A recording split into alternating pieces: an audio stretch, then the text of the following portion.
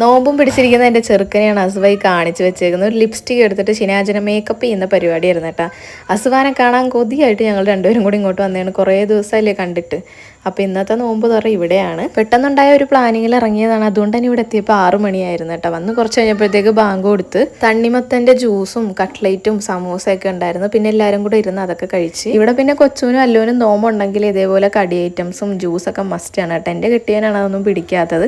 പിന്നെ ഇവിടുന്ന് അങ്ങനെ കുടിക്കുന്നുണ്ടായിരുന്നു കേട്ടോ. ഈ തരിക്കഞ്ഞി ജസ്റ്റ് നാൾ ടേസ്റ്റ് ചെയ്ത് നോക്കിയുള്ളൂ. പിന്നെ ആ ഗ്ലാസ് അങ്ങനെ തന്നെ എനിക്കാണെങ്കിൽ ഭയങ്കര ഇഷ്ടപ്പെട്ടതുകൊണ്ട് ഞാൻ 2 ഗ്ലാസ് കുടിച്ചായിരുന്നു. സമൂസയും നല്ല ടേസ്റ്റ് ഉണ്ടായിരുന്നു കേട്ടോ. കട്ട്ലേറ്റ് വലിയൊരു ടേസ്റ്റ് ഇല്ലായിരുന്നു. ഒരു മസാലക്കുത്തായതുകൊണ്ട് ഞാൻ പിന്നെ കഴിച്ചില്ല. പിന്നെ കുറേ കഴിഞ്ഞിട്ടാണ് നമ്മൾ ഫുഡ് കഴിച്ചത്. പാലപ്പവും ചിക്കൻ കറിയായിരുന്നു. ഈ ഒരു അച്ചാർ ഇവിടെ ഉണ്ടായിരുന്നതാണ് കേട്ടോ. മീനച്ചാറാണ്. ഷിനാജ് അതും കൂട്ടി കുഴച്ചാണ് അപ്പം തിന്നത്. അസുവാണെങ്കിൽ ഞങ്ങൾ രണ്ടുപേരുടെയും കൂടെ ഫോട്ടോ ആണ് കേട്ടോ ഫ്രെയിം ചെയ്ത് വെച്ചത്. അതും ഉമ്മയും കൊടുത്തിരിക്കുമായിരുന്നു. അങ്ങനെ പിന്നെ എല്ലാവരും കൂടെ വൈകുന്നേരം ആയപ്പോഴത്തേക്കും ജസ്റ്റ് ഒന്ന് വണ്ടൂർ വരെ പോയതാണ് കേട്ടോ. സൈൻ ലെബൻ പോലത്തെ വേറെ ഏതോ ഒരു ഷോപ്പ് ഇവിടെ ഓപ്പൺ ചെയ്തിട്ടുണ്ടെന്ന് പറഞ്ഞിട്ട് അല്ലുമോൾ കുറേ ദിവസമായി പോകണമെന്ന് പറഞ്ഞ് ബഹളം. അപ്പോൾ ഞങ്ങൾ വന്നിട്ട് പോകാമെന്ന് പറഞ്ഞാൽ അവളെ പിടിച്ച് നിർത്തിയേക്കുമായിരുന്നു ചെറിയത്. പിന്നെ എല്ലാവരും കൂടെ അവിടെ പോയി. ഞാനങ്ങനെ ഒന്നും കഴിക്കാൻ നിന്നില്ല കേട്ടോ. കാരണം മധുരമല്ലേ, ഭയങ്കര മത്തടിയായിരുന്നു. പിന്നെ വയറ് ഫുള്ളായിട്ടാണ് നമ്മൾ പോയത്. അതുകൊണ്ട് വലുതായിട്ടൊന്നും കഴിച്ചില്ല. അങ്ങനെ അതൊക്കെ കഴിച്ചിട്ട് നമ്മൾ തിരിച്ച് വീട്ടിലേക്ക് വന്ന് ഇനി ഇവിടുത്തെ വിശേഷങ്ങളൊക്കെ ആയിട്ട് കാണാം.